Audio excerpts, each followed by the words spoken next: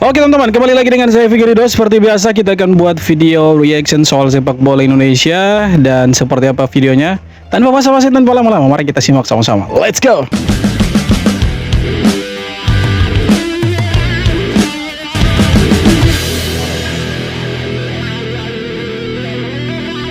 Andai lolos Piala Dunia, mungkin beginilah kondisi dari seluruh sekolah di Indonesia saat ini.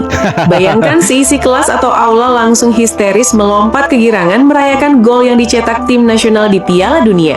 Dan itulah yang terjadi di setiap sekolah di Korea Selatan kemarin saat timnas mereka sukses menekuk Ceko 2-1. Di tengah jam pelajaran resmi, pihak sekolah di sana sampai sengaja menghentikan kegiatan belajar mengajar demi menyaksikan tim nasional kesayangan mereka menang di laga pembuka Piala Dunia. Keren. Seperti yang kita ketahui, seandainya. di laga kemarin Korea Selatan baru saja melakukan comeback luar biasa atas tim Eropa, Ceko. Timnas Korea Selatan sukses membalikan keadaan menjadi 2-1 di akhir laga, yang mana itu membuat seluruh pelajar di Korea Selatan bersorak bahagia di tengah jam pelajaran. Dan kondisi seperti inilah yang mungkin akan kita lihat andai timnas Indonesia lolos Piala Dunia tahun ini. Aduh, sayang sekali kita tidak lolos Piala Dunia, teman-teman. Seandainya ya kita lolos Piala Dunia, mungkin ya ceritanya berbeda dan mungkin sekolah-sekolah akan libur itu. Bercanda. Tapi ya kita lupakan Piala Dunia. Kenapa? Karena kita sudah tidak akan ada di sana. Kemungkinan besar kita akan ada di tahun 2030. Yaitu pun kita harus berjuang mati-matian nantinya, teman-teman. Nah, sekarang kita fokus dulu ke Piala AFF Senior bulan depan, kemudian FIFA ASEAN Cup, dan ya Piala Asia tahun depan di awal Januari. Ya seandainya kita lolos Piala Dunia, mungkin ya kita udah nonton timnas Indonesia itu, entah lawan negara mana gitu kan. Tapi sayang sekali kita tidak lolos, ya kita lupakan itu. Sekarang kita fokus dulu nih ke AFF Senior tahun depan, yang kita doakan semoga timnas Indonesia Senior di AFF kali ini bisa juara lah. Udah lama nih kita tidak pernah lihat timnas Indonesia angkat trofi nih, ya kan? Apalagi AFF ini harusnya juara lah tahun ini tuh. Harusnya ya teman-teman. Khawatir jumpa Indonesia lagi di babak kualifikasi Piala Dunia. Salah satu netizen Timur Tengah ini berharap terhindar dari grup yang berisikan timnas Indonesia di babak kualifikasi nanti. Karena ranking FIFA negaranya merosot, pendukung Arab Saudi tersebut cemas jika nanti harus kembali berhadapan dengan skuad Garuda. Berada di posisi 9 Asia membuat Arab Saudi terlempar ke pot 2, sehingga skenario grup neraka bersama raksasa Jepang, Australia, dan Indonesia kini menjadi mimpi buruk yang sangat mungkin terjadi bagi mereka. Ketakutan ini sangat beralasan karena dalam beberapa pertemuan terakhir Arab Saudi selalu dibuat sangat kesulitan oleh Indonesia. Buktinya di putaran ketiga babak kualifikasi Piala Dunia kemarin, Arab Saudi tak pernah meraih kemenangan menghadapi Indonesia.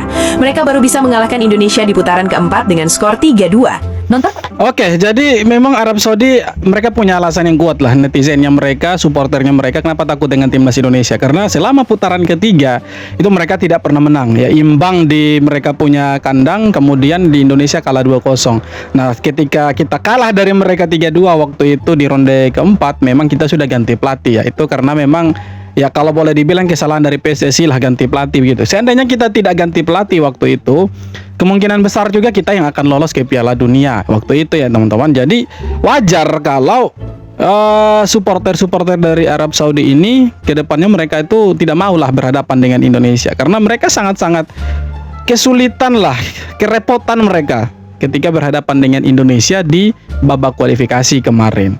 Jadi mereka punya alasan nih, kita tidak mau lagi satu grup dengan Indonesia gitu, karena takut tidak lolos Piala Dunia. Kenapa? Karena Indonesia sangat-sangat kuat untuk mereka. Itu pun kemarin mereka menang di ronde keempat itu kan susah payah. Dan juga di lain sisi kita udah ganti pelatih. Jadi secara taktik ya mereka lebih bagus lah dari kita. Tapi seandainya kita tidak ganti pelatih, mungkin ya mereka juga tidak akan lolos Piala Dunia itu. Tidak akan malah. John Herman mulai disayang pendukung timnas Indonesia. Benar. Dan saat keinginannya tak juga dikabulkan federasi, netizen mulai ramai bersuara. Pak John sudah 4 kali memimpin skuad Garuda, dan luar biasanya Indonesia berhasil meraih 3 kemenangan. Hanya sekali kalah. Gameplaynya pun enak dilihat, di mana semua laga yang dimainkan rata-rata punya penguasaan bola di atas 70%, bahkan juga saat kalah lawan Bulgaria. Tapi ada satu yang mengganjal, di mana semua laga itu dimainkan di kandang. Ia ingin membiasakan skuad Garuda Garuda merasakan tekanan away ke markas lawan khususnya jelang Piala Asia. Sayang federasi seperti tak berkeinginan untuk mengabulkan. Ada dua alasan.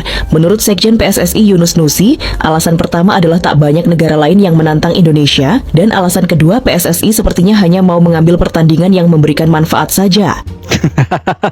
Kalau manfaat mungkin oke lah, kita bisa terima begitu Tapi kalau soal kenapa kita tidak bertandang keluar karena tidak ada yang mau nantang Indonesia, sepertinya agak keliru juga. Siapa bilang tidak ada yang mau nantang Indonesia? Pasti ada lah.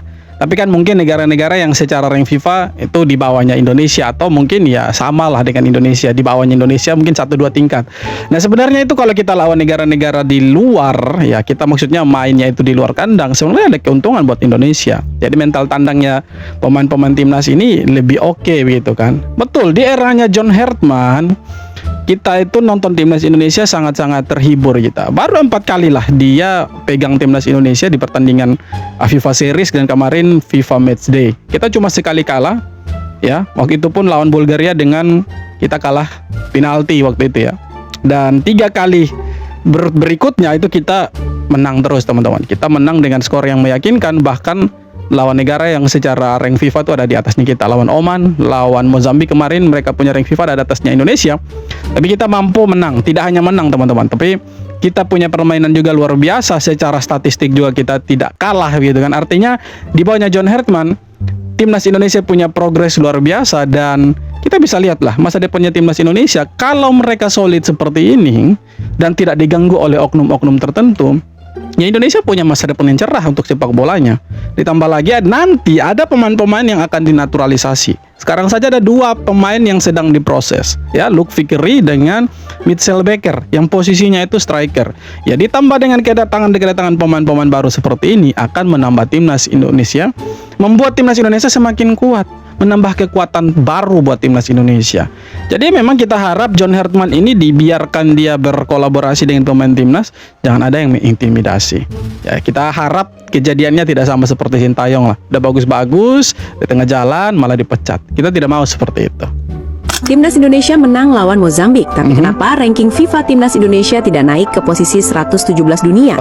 Faktanya, sejak awal sebelum melawan Oman, Indonesia memang maksimal hanya bisa naik ke posisi 118 saja. Hal ini disebabkan karena perolehan poin dari 2 kemenangan bulan ini belum cukup untuk menggeser Sudan di peringkat 117, di mana Indonesia masih berjarak 0,08 poin saja di bawah mereka.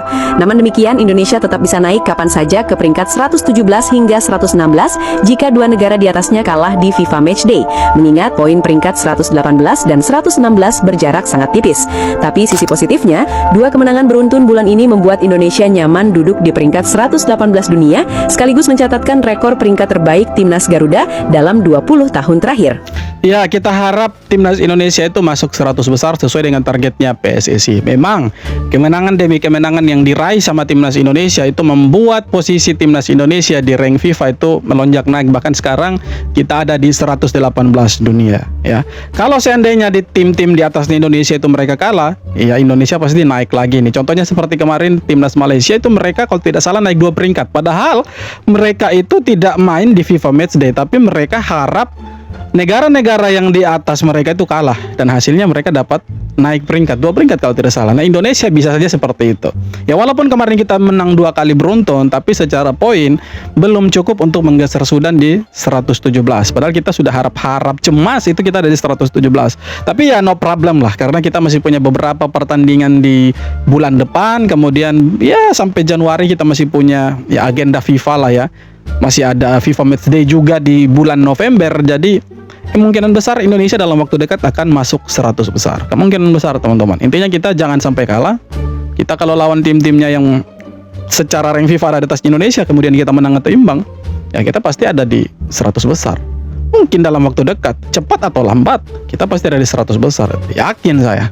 Tembus kita itu.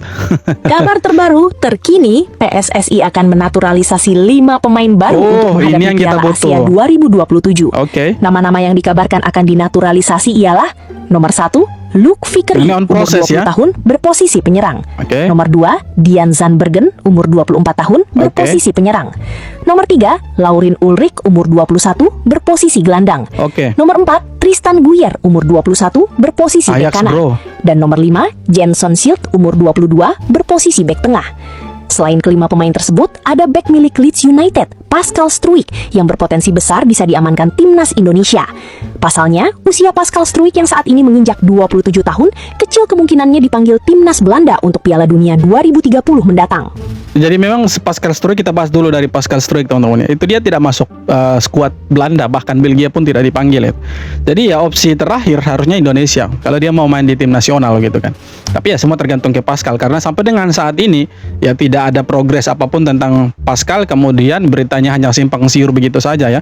Nah, kalau kita lihat dari nama-nama yang disebutkan tadi, itu ada dua nama sebenarnya, satu nama tidak disebutkan yaitu Mitchell Baker, itu dia bermain di MLS lah, ya liga-liga kampus lah ya. Dan satu yang disebutkan tadi itu ada Luke Fikri, itu sekarang lagi dalam ya proses teman-teman. Nah, nama-nama yang disebutkan mereka itu eligible untuk membela timnas Indonesia. Tapi sekarang pertanyaannya apakah akan diproses oleh PSSI atau tidak?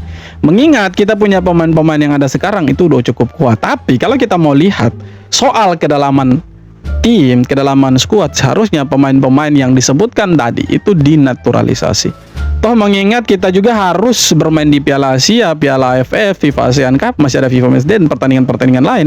Ya kita butuh pemain-pemain yang secara kualitas sama antara yang starting line up dengan yang ada di bench sebagai di bangku cadangan sebagai pemain cadangan teman-teman.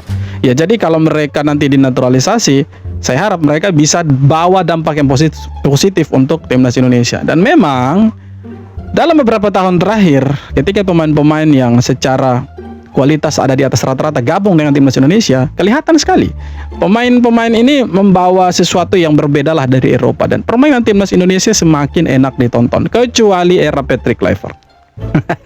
Semua mengakui itu, saya yakin ya. Jadi bergabungnya pemain-pemain naturalisasi kita, pemain-pemain keturunan maksudnya, itu membawa warna tersendiri untuk timnas Indonesia ya. Kita harap ada pemain-pemain lain yang boleh dibilang grade A lah mau membela timnas Indonesia, karena kalau kita lihat prospek timnas Indonesia ke depan itu jelas, itu luar biasa. Jadi kita ya tunggu saja gebrakan dari PSSI seperti apa ya, nama-nama yang akan dinaturalisasi nanti siapa, kita pasti dukung, karena sejujurnya kita sangat-sangat membutuhkan pemain-pemain keturunan untuk kolaborasi dengan pemain-pemain lokal kita, sangat luar biasa. Dan kita harap secepatnya Luke Fikri, Mitchell Baker disumpah lah dapat KTP jadi WNI dan bisa bela timnas Indonesia. Semoga lah dipercepat ya. Helok-helok dua sama. Dibaginya penalti. Dah kalah 3-2. Sama lah tu Indonesia dengan Vietnam. Dah helok-helok seri satu sama. Last minute dia pergi tanduknya kepala kawan tu. Dah penalti. Bila memang kau tak bisa bersama. Sampai buat lagu abang kita satu ini ya. Malaysia itu akhirnya pulang kampung duluan teman-teman ya. Saya pikirnya juga itu Vietnam yang lolos, ternyata Vietnam juga pulang kampung ya. Mampus, rasakanlah karena curang gitu kan. Yang lolos ternyata Kamboja, dan Indonesia tidak mampu mengalahkan Australia. Akhirnya Indonesia gagal ke final. Kita ketemu Kamboja, kita akhirnya menempati posisi ketiga, dan ya Thailand berada di posisi runner up, dan sekali lagi Australia super power untuk negara Asia Tenggara menjadi juara AFF tahun ini, dan mungkin ya paling banyak lah menguasai AFF kelompok umur khususnya di U19 ini. Dan Malaysia entah berentahlah, jangan sebutkan. Ya semoga pertandingan berikutnya Indonesia bisa ketemu Malaysia. Tapi tenang, di kualifikasi Piala Asia U20 timnas Indonesia akan ketemu Malaysia. Ya, kita harap Indonesia bisa menang dan Malaysia bisa pulang dengan kepala tertunduk itu. Ya, harapannya kita dong sebagai supporter. Hari itu timnas Indonesia yang senior membantai Oman sampai 3-0. Kali ini Under 19 membuat kejutan apabila berjaya mengalahkan Vietnam 2-1. Jom kita sembang sikit pasal game ni. Sebelum tu, korang yang minat konten-konten sepak bola boleh tekan butang follow dekat sini. Dah tekan, mantap. Kalau korang tak tahu, ini adalah perlawanan AFF ASEAN Under 19, dan ini adalah perlawanan terakhir dalam grup untuk menentukan juara antara Indonesia ataupun Vietnam. Sebab apa? Kedua-dua game diorang dah menang lah sebelum ni kan. Dua-dua dah ada 6 poin. Dan dekat first half, Indonesia leading 1-0. Gol pertama datang daripada satu tindakan bijak oleh pemain nombor 7 Reno Salampesi Okey, berjaya mengalahkan defender dan terus buat satu shooting menarik sekaligus memberikan kelebihan buat timnas Indonesia. Second half pula, Vietnam berjaya menyamakan kedudukan menerusi set piece, corner kick. Vietnam dapat try dan Vietnam menghasilkan gol lah. Vietnam ni aku rasa memang berbahaya dari segi set pieces, dari segi corner kick, free kick dan sebagainya, dan aku rasa defender-defender Indonesia should have done better in that situation. Benar. Nampaknya perlawanan 1-1 dan mungkin akan berakhir dengan keputusan seri, tapi pada penghujung perlawanan Indonesia dihadiahkan sepakan penalti oleh pengadil disebabkan ada defender Vietnam yang mana dia nak tanduk bola tapi tak kena bola, kena kepala member, kena kepala pemain Indonesia. Dia pun nampak sakit kepala sebab yelah, aku rasa sebab dia tanduk kena kepala orang kan. Dan disebabkan insiden ini, maka Indonesia dihadiahkan sepakan penalti. Dan akhirnya Indonesia lolos ke semifinal sebagai juara grup.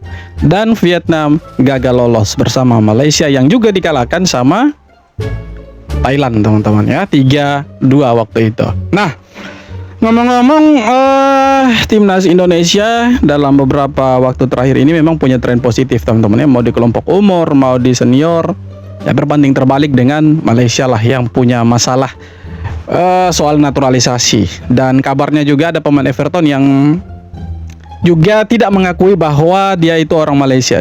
Ada beritanya itu, teman-teman. Apakah itu benar atau tidak? Ya, sepertinya itu benar ya. Bahwa ada pemain Everton kalau tidak salah itu yang mengakui bahwa dia bukan orang Malaysia, padahal pernah diklaim itu.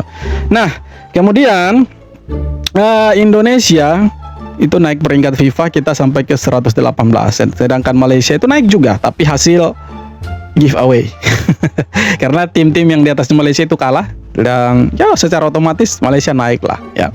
Tapi bukan hasil perjuangan mereka tanding atau tidak, atau bermain FIFA Matchday atau apapun itu, tidak. Tapi hasil minus, hasil negatif dari negara-negara lain ya. Memang kita sekarang untuk ranking FIFA dengan Malaysia terpaut sangat jauh. Untuk Asia Tenggara kita ada di urutan ketiga. Urutan pertama Thailand ada 94, kemudian Vietnam 98 atau 99, kemudian Indonesia ada di 118 ya. Semoga Indonesia bisa masuk 100 besar dan kita bisa mengejar Thailand dan Vietnam, bahkan kalau bisa melewati dua negara ini. Kita doakanlah Indonesia semakin berjaya lah ke depannya, teman-teman, karena di bawahnya John Herdman terlihat sekali sangat-sangat keren lah timnas Indonesia. Oke, teman-teman, jadi itu dia beberapa video tanggapan komentar dari netizen soal sepak bola Indonesia. So, seperti apa tanggapan kalian? Silahkan tulis kolom komentar. Terima kasih banyak sudah nonton. Kita jumpa lagi di video-video berikutnya.